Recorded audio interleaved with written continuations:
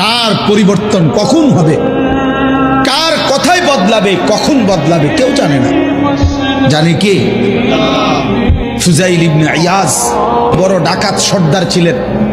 তো গভীর রাতে উনি ডাকাতি করতে গেছেন।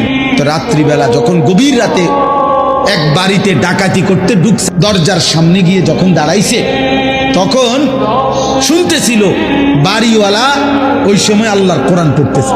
উনি দরজায় দাঁড়াইয়া শুনতেছে যে বাড়িওয়ালা ভিতর থেকে আল্লাহর কোরআন পড়তেছে, আলাম ইয়ানি লিল্লাযীনা আমানু আন তাখশা কুলুবুহুম লিযিকরিল্লাহ। এই এক আয়াত ওনার কলিজা ছিদ্র করে ফেলছে।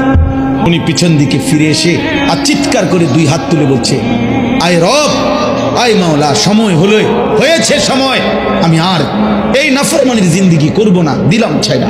তখন তিনি ওই সময় রাত্রে তো আল্লাহর কাছে এক ফোঁটা চোখের পানি ফেলতে ওনার মন চাইছে, তওবা করবে, মাফ চাইবে, আজকে গুনাহ ছেড়ে দিবে।